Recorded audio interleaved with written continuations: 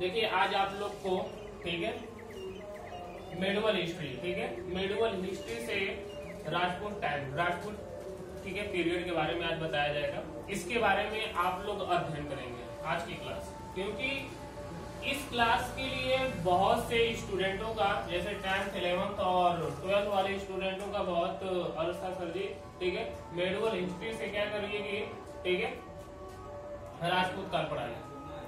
इस राजपूत काल में देखिए क्या है कि जो हमारा मध्यकालीन इतिहास है, मध्यकालीन इतिहास को हम राजपूत मतलब राजपूत काल इतिहास कहते हैं, क्योंकि इसी काल में हमारे क्या हुए थे कि इस्लाम धर्म का भारत में, ठीक है, नींव पड़ी थी। जैसे हेडिंग आपका क्या है कि भारत में इस्लाम धर्म की नींव कैसे पड़ी, या कैसे ये 300 वर्ष तक क्या किया, हमारे भारत में कब्जा किए, क्या किया, हमारे भारत को, ठीक है, गुलाम बनाया। जैसे मैंने आप लोग को अंग्रेजों के बारे में पढ़ा चुका हूँ, ठीक है, किस प्रकार हमारे भारत देश में आए, ठीक है, क्या हुआ और 200 वर्षों तक, ठीक है, कैसे राज्य किए, कैसे उसके बाद फ्रीडम फाइटर लड़े, फिर आजादी हुई।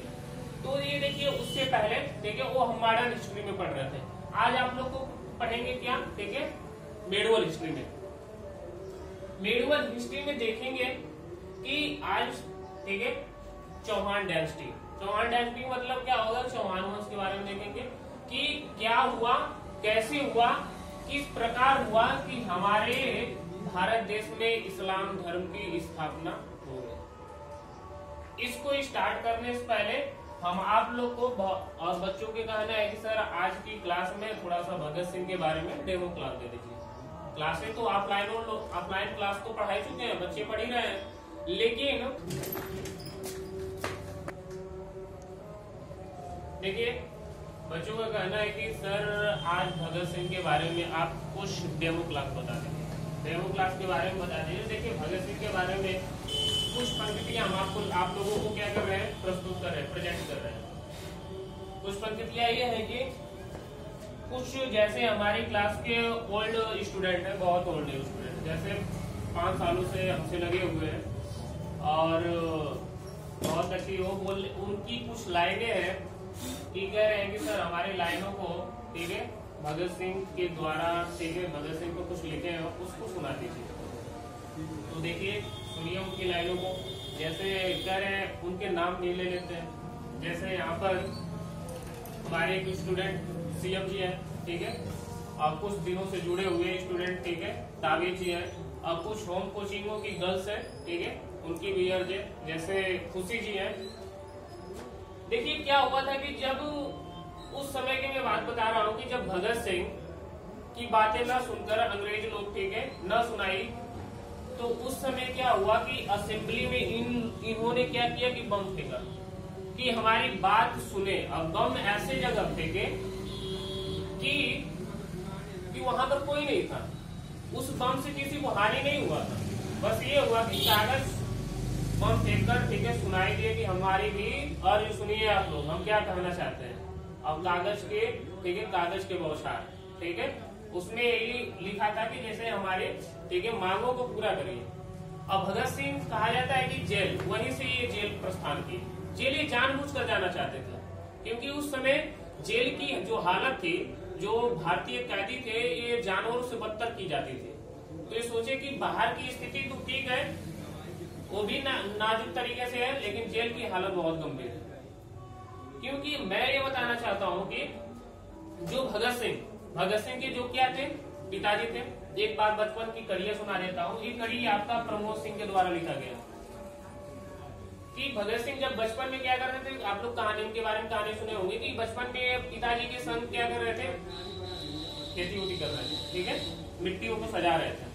तो उस समय क्या किया कि पिताजी पूछे अन्य, यदि आप इसमें मिट्टी में डालेंगे तो अनेक अनाजों का निर्माण होता है पिताजी, उसी प्रकार यदि हम बंदूक बो देंगे तो अनेक बंदूकों का निर्माण होगा और हम इससे अंग्रेजों से आंदोलन खेलेंगे। पिताजी अपने बेटे की उस अवस्था की, बेटों की क्या कर लिए, मिजाज को पढ़ लिए कि बेटा कुछ आगे बहुत बड़ा करेगा। तो वही कहते हैं कि धन्य है सरदार किशन सिंह, सरदार किशन सिंह उनके पिताजी की नाम था। धन्य है सरदार किशन सिंह, तेरा छोरा संगे जोरा, अंग्रेजों की खातिर उसने बंदूकें भी बोया। और उनकी माँ, ठीक है, हर माँ वैसी होनी चाहिए कि अपनी बेटे को अपने देश के लिए क्या किया, ठीक है, दिया अपने बेटा तुम देश को आजाद करो, जिस प्रकार जिस ढंग से करना है करो। तो उनके लिए एक लाइन है कि धन्य है छत्राणी जिसने भगत सिंह को जया, धन्य है छत्राणी जिसने भगत सिंह को जया, और धन्य है तेरी सीने का दूध जिसने बाबर सिर बनाया। तो ऐसी माताओं को, ठीक है, ऐसे वीरांगनाओं को, ठीक है, बहुत नमन तरीके से प्रणाम। आगे चलते हैं कि इसमें जब क्या हुआ कि उस सिचुएशन की बात कर रहे हैं कि जब भगत सिंह जेल में गए तो अंग्रेजों ने कुछ भगत सिंह पड़ गया, ठीक है, पकड़ लिया, सब कुछ नॉर्मली हो जाएगा, लेकिन नॉर्मली कहाँ होने वाला, ठीक है। भगत सिंह बाहर भी शेर की तरह दहाड़ते थे और अंदर भी शेर की तरह दहाड़ते थे। अब हमारे पंक्ति के अनुसार ये है कि, ठीक है, ये कहा गया कि अंग्रेज जब आए, ठीक है, जब भगत सिंह को पकड़ लिए तो ऐसे खुश हुए कि जैसे उन लोगों का, ठीक है, बहुत कुछ मिल गया, ठीक है, तो बहुत कुछ मिलने का कारण बहुत खुश हुए, ठीक है। उस समय जेल में रहकर, ठीक है, जेल की स्थिति को सुधारे, बहुत अच्छे तरीके से सुधारे, ठीक है। और ये हुआ कि उस समय की जो कंडीशन थी, जैसे वहाँ के जो भारतीय कैदी थे उनको जो खाना और उनके जो रूम का, ठीक है, सफाई थी बहुत बदतर तरीके से थी, तो उसको भी सुधार में किया। तो आगे देखते हैं, हाँ, इनके बारे में एक लड़की का अर्ज है कि सर हमारे लाइनों को भी बोलिए, तो हमने कहा कि ठीक है। ये कहती है कि भगत सिंह के बारे में, पता नहीं भगत सिंह तेरी माँ कैसी सोई होगी, कह रहे हैं कि पता नहीं भगत सिंह तेरी माँ कैसी सोई होगी, एक बात तय है भगत सिंह तुम, एक बात तय है भगत सिंह गले से लगाकर वो रस्सी भी खूब रोई होगी, गले से लगाकर वो रस्सी भी क्या हुई, खूब रोई होगी। और हमारे हर बातों में सीएम जी का क्या है कि हर बात शामिल है। ये सोच रहे हैं कि सर हम पर नहीं कुछ बोल रहे हैं, तो आगे इन पर जब ये स्टार्ट करेंगे पॉइंट्स, ठीक है, तो इन पर हर बातें होंगी। हाँ, ताबिज भी 2 लाइनों का कड़ी लिखते हैं कि कहते हैं कि जान, ठीक है, बनना तो सब लोग चाहते हैं, कह रहे हैं कि बनना तो सब लोग चाहते हैं लेकिन बनते भगत सिंह बहुत कम है। बनना तो सब लोग चाहते हैं, बनते बहुत भगत सिंह कम है। पड़ोसी वाला कहता है, ठीक है, पड़ोसी वाला, ठीक है, आगे सुनो कि क्या कहता है। जैसे अपने घरों में अपनी घर की माँ भगत सिंह नहीं बनाना चाहती है, ठीक है, वो सोचती है कि पड़ोसी वाला लड़का भगत सिंह बने, ठीक है, तो सब लोग भगत सिंह नहीं बन पाते। आगे नेक्स्ट, बहुत अच्छा सुंदर वाणियों में इन्होंने बताया है कि, बहुत अच्छा आपने बताया कि सब लोग सोचते हैं कि हमारा लड़का भगत सिंह न बने, ठीक है, पड़ोसी वाला बने। क्यों नहीं बने, बनना चाहिए, ठीक है।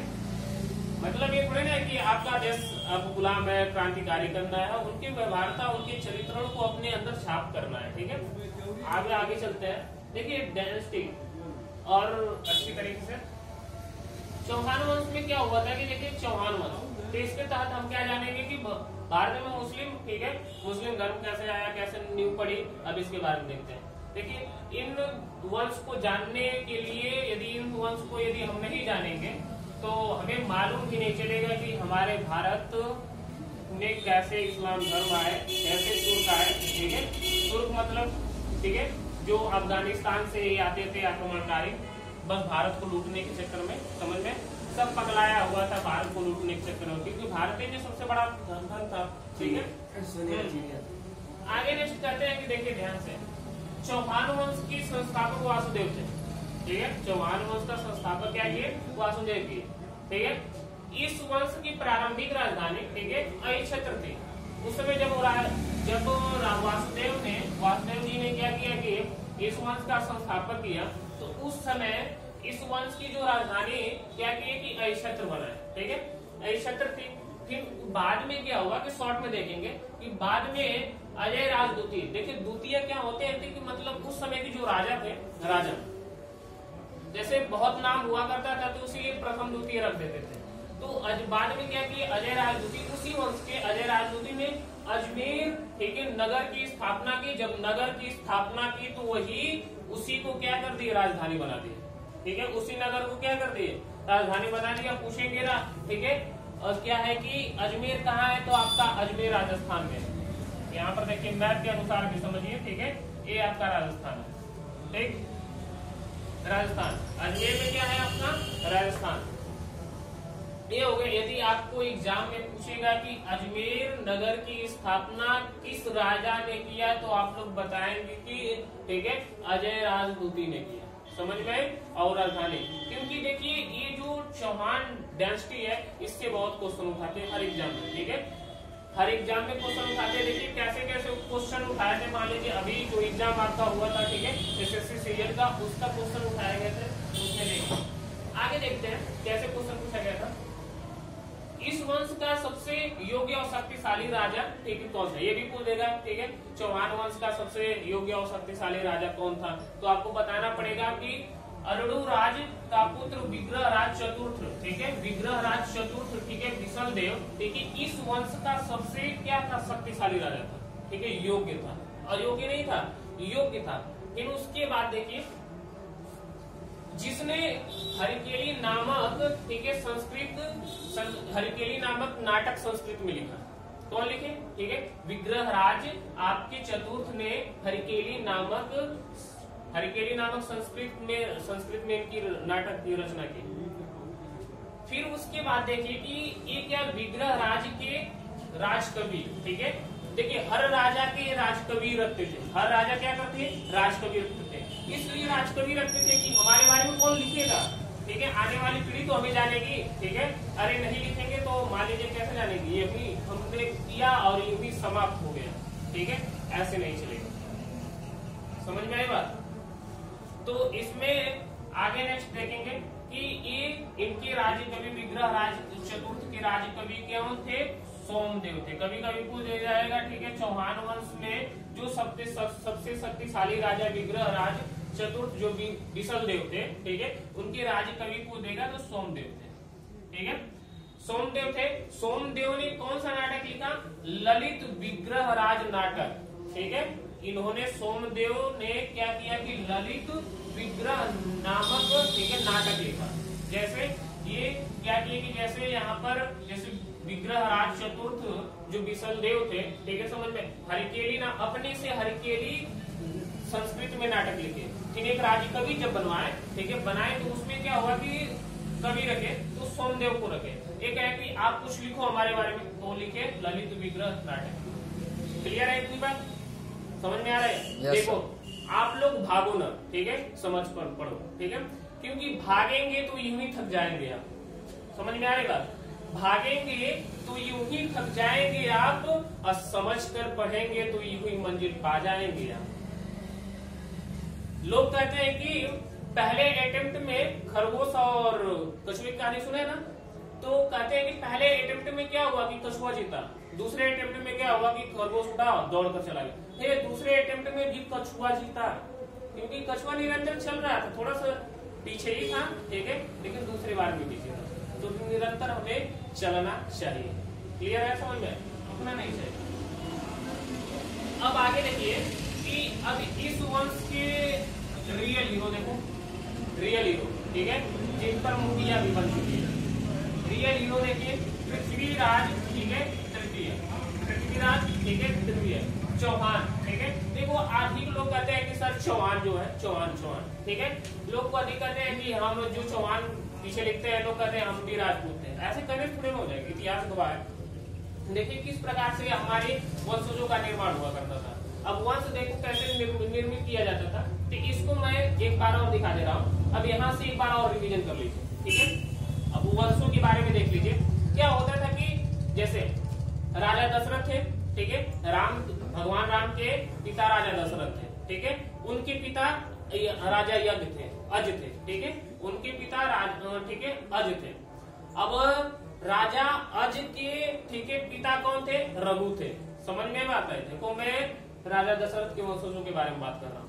राजा, ठीक है, रघु थे। अब कहेंगे सर जी आपने बताया 3 पीढ़ियों के नाम बता दी, चौथा पीढ़ी, ठीक है, तो हम कहते थे कि राजा रघु के पिता, ठीक है, सूर्यवंशी राजा, ठीक है, दिलीप थे, ठीक है, ये सब लोग क्या थे, सूर्यवंशी थे, सूर्यवंशी क्षत्रिय थे। अब देखो जब श्री रामचंद्र जब गद्दी पर बैठे, ठीक है, गद्दी संभालने के लिए बैठे, तो ये क्या हुआ कि वो वंश अपने दादा के नाम से चलाए, अपना वंश किसके नाम से चलाए, दादा के नाम से चलाए। दादा कौन थे, ठीक है, राजा रघु थे, तो रघुवंशी। वही कहते हैं ना, रघुकुल रीत सदा चले आई, प्राण जाई पर वचन न जाए। समझ में आ रही बात, अब वंश समझ में आ गई।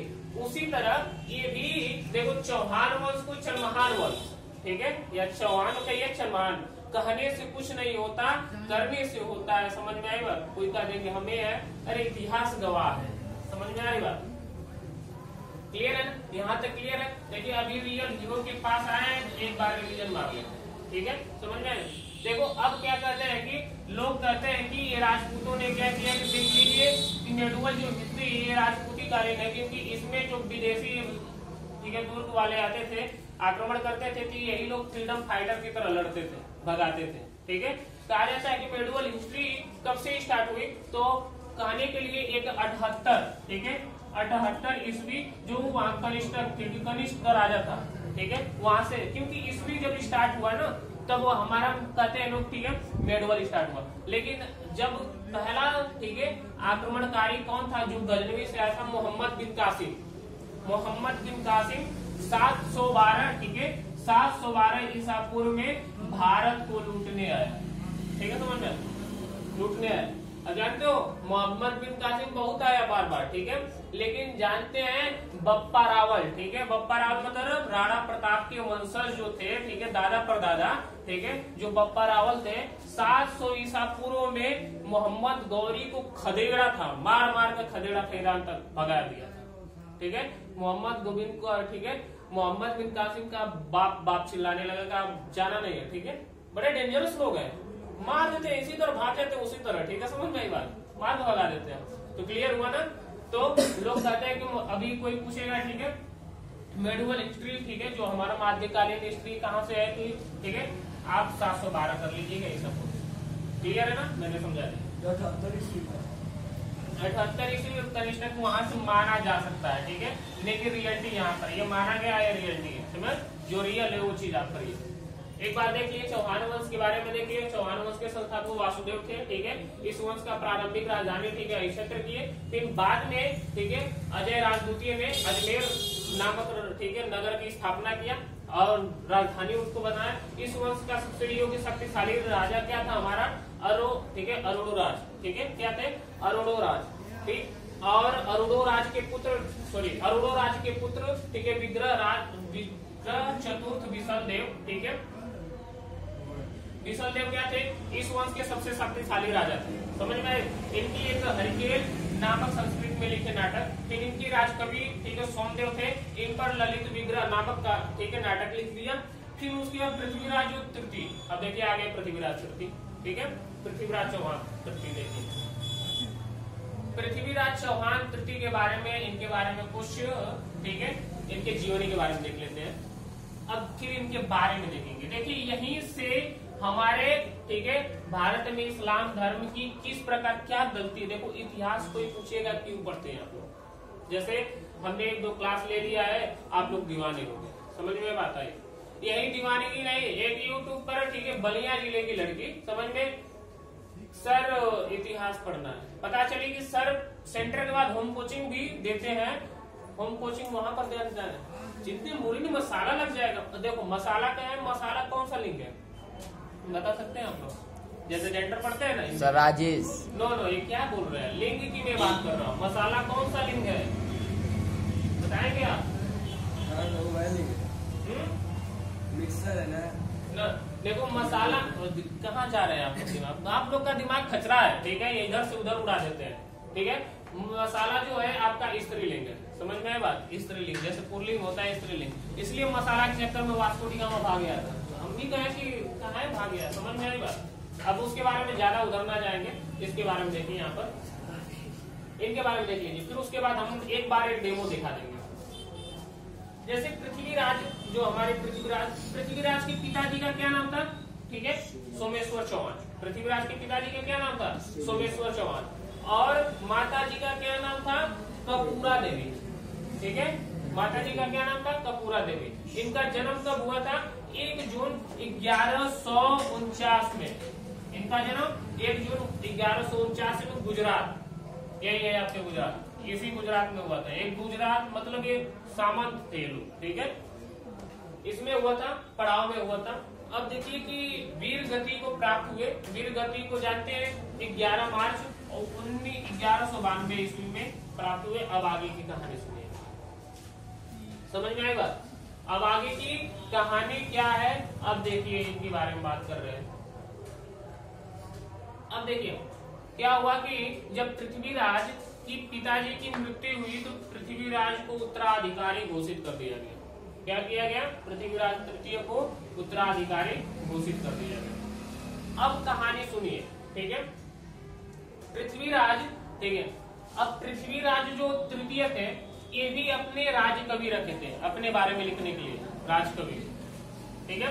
राजकवि इनके कौन थे? चंद्रबरदाई। चंद्रबरदाई ये बचपन के बहुत अच्छे दोस्त थे, ठीक है, जो तोमर वंश से स्थापित थे।